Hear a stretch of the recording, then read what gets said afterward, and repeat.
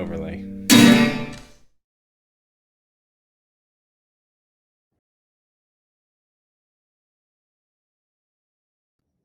Hello and welcome to A Life of Creation. My name is Chad and I am the host of this channel. In a previous video, I went over my story as a creator. I call it my creation story. It's just kind of my journey as a creator. A follow-up to the videos that I want to do about people's creation stories. I want to do a 10 question interview. And this format is based on my personal project called The Faces of Music that I did for 10 plus years, 10 years of Warped Tour. And then I did it a couple years before I even started Warped Tour. And the premise of the project was a portrait of an individual that was involved with music, either a musician, a roadie, a sound guy, merch person, even fans. It didn't matter. Anyone involved with music. It'd be a portrait, and then a I don't know, about 5 to 10 questions, all handwritten answers by them. Um, I thought it was a unique personal touch to having them handwrite out their answers. And I've always kind of enjoyed that aspect of that project. So I wanted to, when I was considering doing a YouTube channel, I wanted to figure out a way to bring that into a video format. And so the idea is the first part would be their creation story, just give a brief rundown of who they are and what they do. And then the second part would be 10 questions. And so because I'm the first person who did the creation story, I'm going to be the first person to do the 10 questions. So, shall we begin?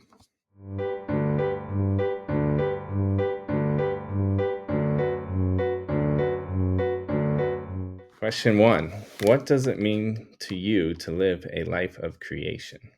Well, for me, I'm a photographer. That was always kind of the first thing that I went to as a creator.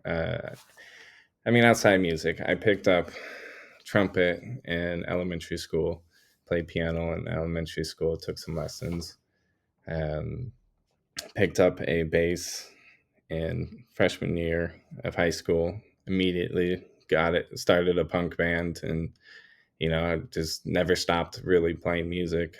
Got into guitar and did vocals, hardcore scream, like yelling vocals. I can't sing to save my life, but photography was always my visual outlet.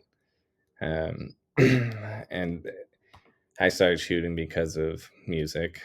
So I don't know, it just kind of flowed from my love of music into photography. So for me, living a life of creation is just being purposeful and intentional in creating moments, capturing moments as a photographer. I like to garden, so it could be quite literally creating a life as of a plant, keeping a plant alive, sowing a seed, watching it grow. I'm a father of 2 boys, so I literally helped create some life there. So a life of creation to me is just putting yourself into what you do, doing the best you can, and just not being scared to fail in areas, and just pursue your passions and what fills you up with joy, and um, helps make life enjoyable. A glass of whiskey at night, cigar, it doesn't.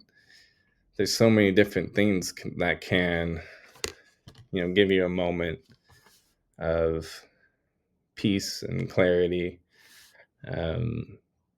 I like to pray a lot. Every morning on my way to work, I usually will pray, and it's me taking it intentional moments to create something that fills me up.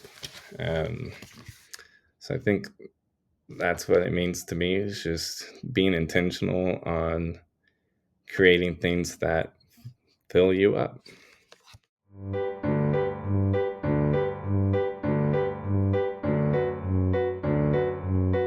right, question 2. Um,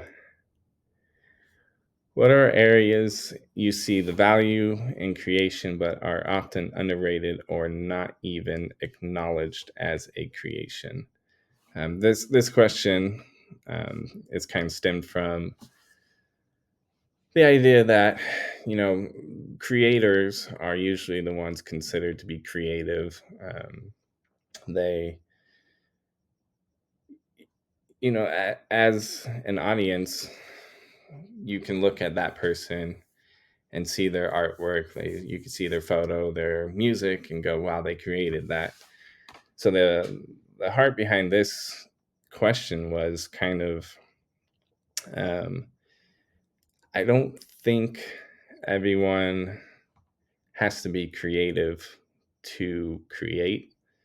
Um, so for me, I think areas that see the value in, but are often underrated or not acknowledged as a creation is, um, an example I always like to draw from is my wife, who creates, a environment at home that is safe, comfortable, healthy. She's creating this world for me and my boys and her, where we can come home and feel safe and provided for and comfortable. And I think having, the home, like, kind of like your home base, is just having something that is, where you feel safe. I don't think people value that as much as they should. And I know a lot of people don't experience that. So I think that is something that I see as creation, but isn't always acknowledged as such. Another area I talk about, with some friends, is just Excel spreadsheets. I mean, working in a corporate environment and doing spreadsheets myself, it's an art, and it's extremely, challenging. There's a lot of knowledge behind what people can do in spreadsheets. And so I think accountants and, people who are very structured and, have a mind for numbers and, just business in general, it's a creative, um, I think you have to be creative in that sense, but it's not often acknowledged as creative.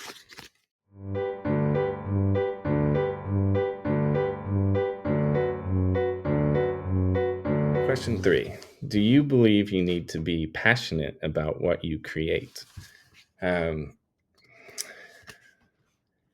I don't think so. I think,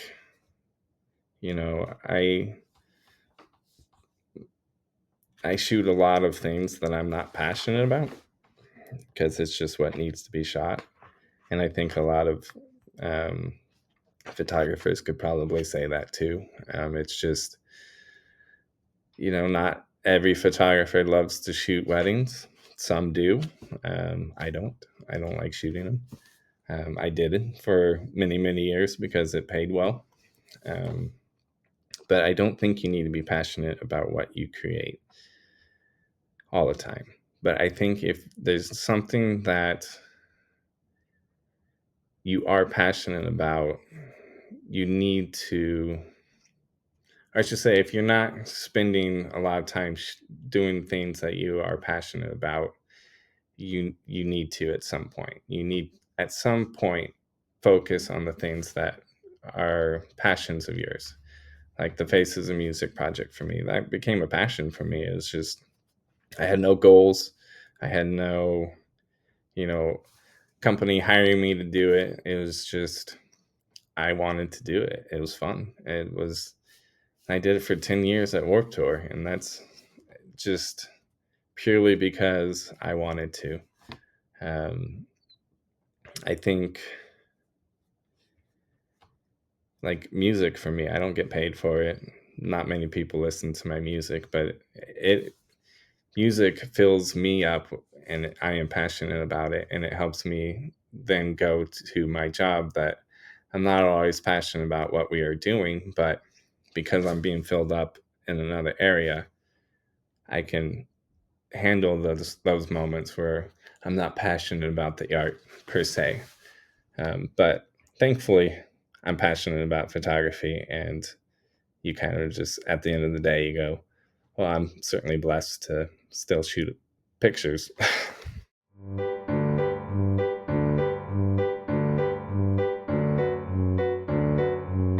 What are some things you create that might not be considered great, but something that you still gain value from the creation?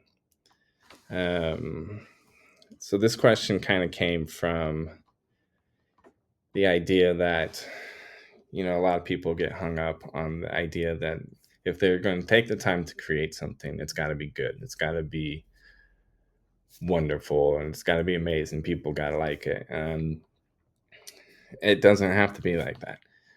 A lot of things I do no one cares about or likes, and half the time I don't even think they're great. Um, but the whole point of creating is the act of creating, and I think the act and taking the time to try something is very important. I think it means that you are sometimes stepping out of your comfort zone. Sometimes you are just trying something new just for the sake of trying something new. It's not always going to be good. I've been doing photography for I think over half my life at this point, and sometimes they still terrible. They're not good photos. It's just things you're going to have to deal with as a creator. But I think despite things not being good, the process and the journey of what you're trying to do is important. I think that's where you learn. I think that's where you grow. And I think you may actually benefit more from the areas that are what you wouldn't consider good because you learn how to do something different the next time. And I think that's really the lesson that needs to be learned in the creation journey.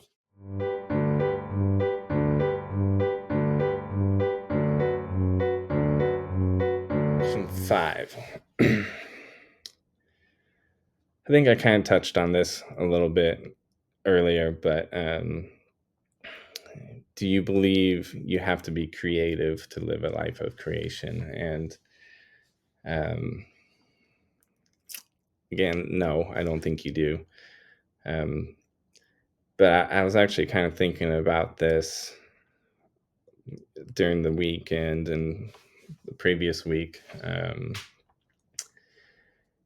I think there's a lot of times there's people who do, kind of those menial jobs that creatives like myself, kind of look down on. They're like, oh, they're just an accountant, or they just work spreadsheets, or, they just do this or that.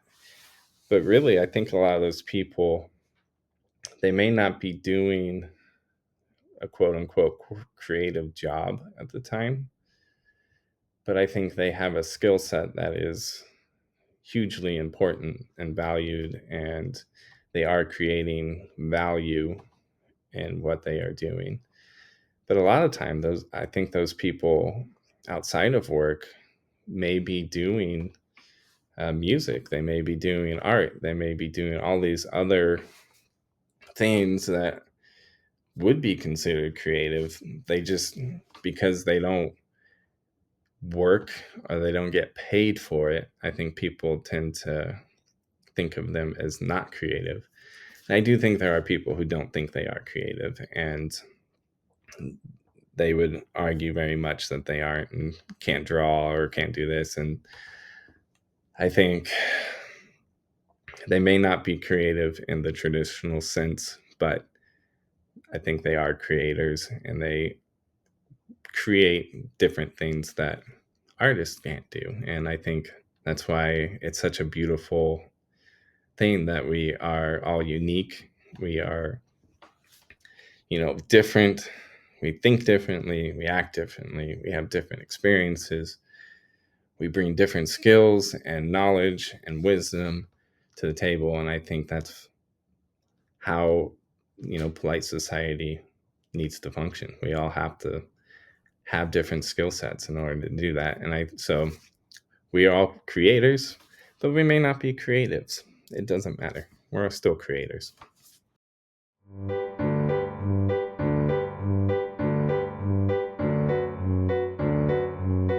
right, question 6.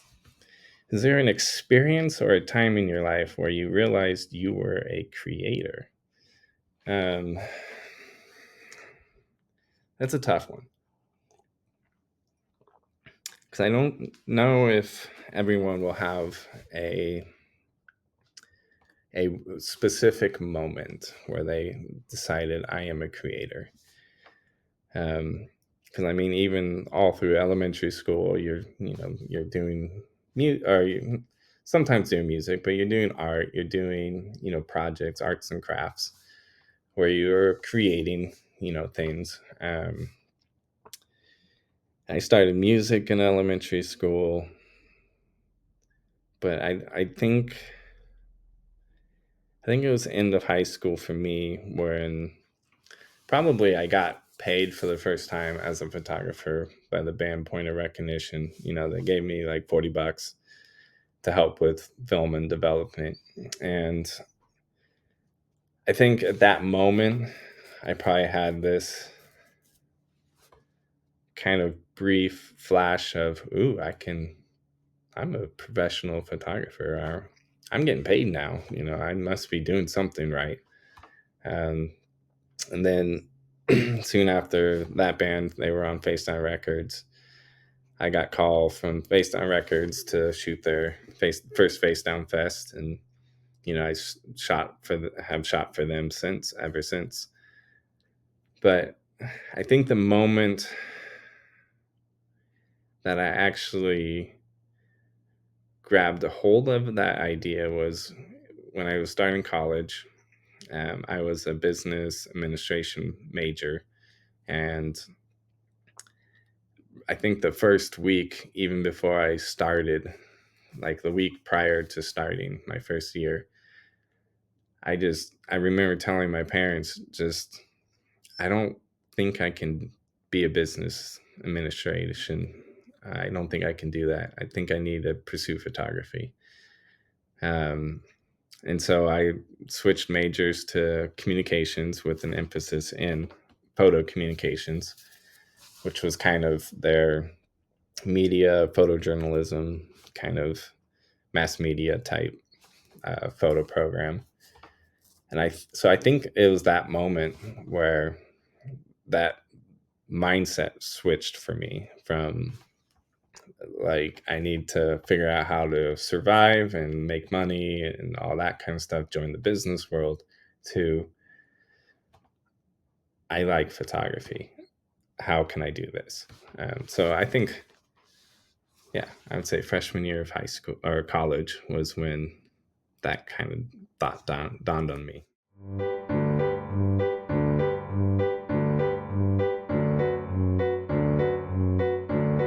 All right, question 7. Was there a family member or a friend encouraging you to pursue your passion for creation?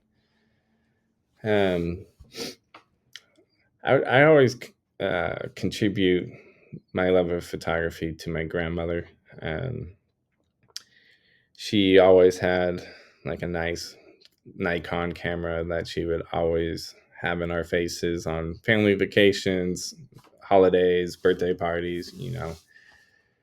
I didn't like it at the time. I don't like being photographed, but seeing her always with a camera, and even my dad took a lot of photos um, as we grew up.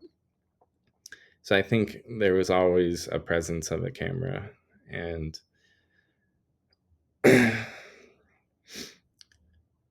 so I think there was a lot of, as I got older in high school and stuff, I was able to talk to my grandma a little bit more about photography. And it was something that we kind of connected on there near the end of her life. And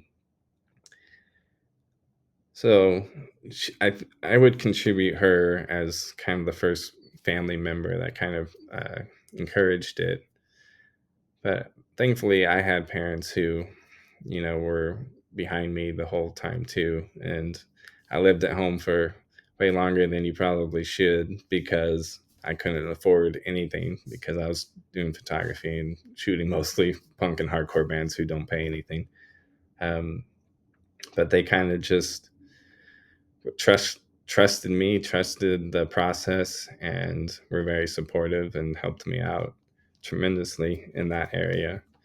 So, and friends, I think everyone supported me in that. So I think I always kind of had, even in high school, my school newspaper teacher was very encouraging. My photo teachers were encouraging. So I don't know if I didn't think my photos were great at that time, but I think they saw a spark in me in that area, and maybe they were just trying to encourage me to do it.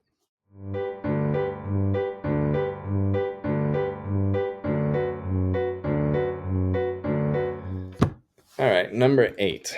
Not everyone gets paid to create something they are passionate about, but where do you see the value in people still pursuing their passions? Um, so this is kind of a repeat or rewording of something too, but like like I was saying, I'm not passionate about shooting t-shirts. I shoot a lot of t-shirts at work, and I'm not passionate about every project that we do. Um, or like for me, I don't like shooting weddings, so I'm not passionate about it, but it certainly pays bills. Um, but I think the purpose of this question was more talking about people who just kind of do the 9 to 5 career to pay bills and survive, and the quote unquote dead end job, and just punching the clock and just trying to survive. And I think the value in pursuing passions is even more important in those situations, because I mean, I've worked some jobs just to get paid to pay rent or get food, and it's not fun, but it allowed me to buy film to go to a concert and shoot, and it provided me an opportunity to go to more shows because I didn't have to get paid for it. So I think the beauty of pursuing passions is more of a spiritual, inner, just like a interpersonal, mental, whatever you want to call it. It's something that feeds those areas in you. And I think if you are pursuing passions outside of, your responsibilities, I think it's important. I spend many late nights trying to record songs and stuff, because that's when my kids go down, and that's when there's quiet in my house for a change. And you got to take those opportunities sometimes to just, all right, I have something that needs out, let's do it. And so I think it is very important for people to pursue their passions, whether they get paid for it or not.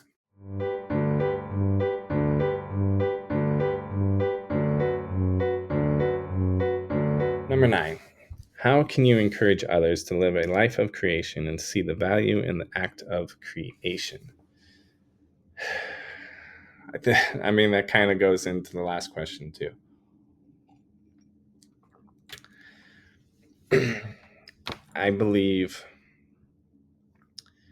that we are created for the purpose of creation. I think we as humans are set apart from, others, the animal kingdom or whatever, however you want to say it. But we have a sense of a greater purpose, a sense of purpose, um, and I think that purpose is to create. And I think, like I touched on some of the other questions, it's not necessarily to create art.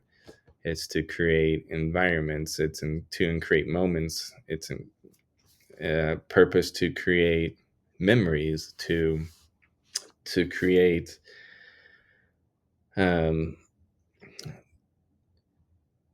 a sense of joy in other people. And I think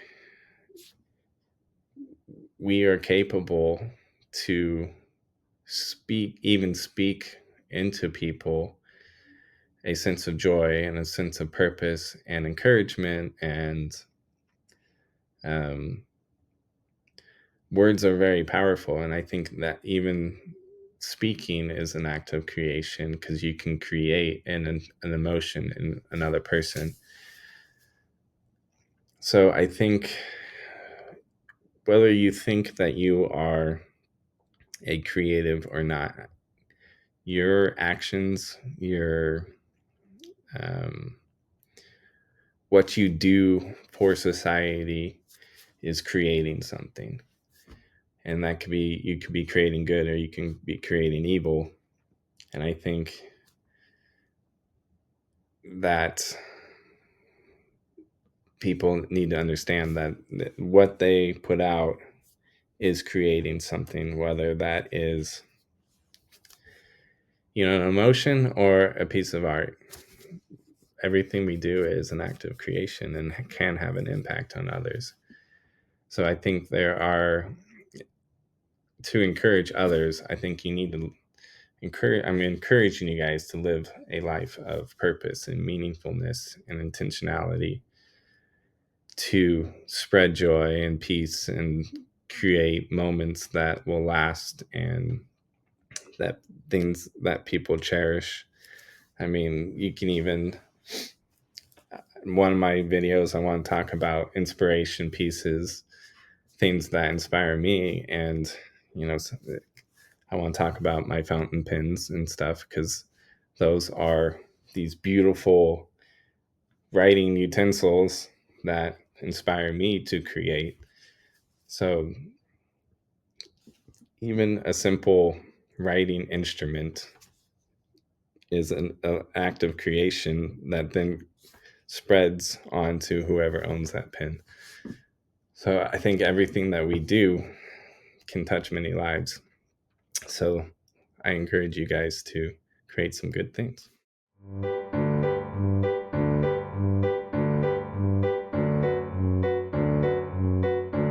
How would you like to see yourself grow as a creator? Um, I want to see myself grow outside my comfort zones, which is why I'm trying to do this video series and stuff, because it's not something that I'm comfortable with. I don't even like talking on the phone. So here I am talking to a video screen. But as a creator, I think we are, we're pushed to grow, and we're pushed to try different things and try new experiences. Because we constantly need to be filled up again so that we can create. And I think experiences is a lot of fuel for that fire. Um, so I think it gives me an excuse to try new things. as a photographer, I want to grow as a team leader, and I have a team of photographers at work, and I want to be a manager and help them grow as creators themselves. As a musician, I like to learn more than the cowboy chords on a guitar, and keep working on writing pieces. And as a father, I want to instill joy in my boys and help them to grow into men of God and just good, positive, um, healthy, contributing members of society.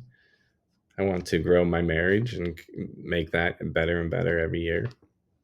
Um, I want my garden to thrive and grow, and just continuing to push myself in that area. I want to grow my baseball card collection, my Hot Wheel collection, all the fun things I like to collect, which we'll probably make into some videos because I think collecting is also an act of creation. Um, but yeah, I just want to continue to grow myself, and with this channel, try and encourage you to grow as a creator as well, and to push yourself to create things that you didn't think you could, or to just not even care whether it's good or not. Just do it because it makes you feel good. And that's what I'm doing here. All right, so that's the 10 question interview that I will be giving to others. It may change over time, but that's kind of where I'm at right now. So I hope you liked it, and I hope you learned from it and gained from it. Feel free to like and subscribe, and look forward to the next video. Take care.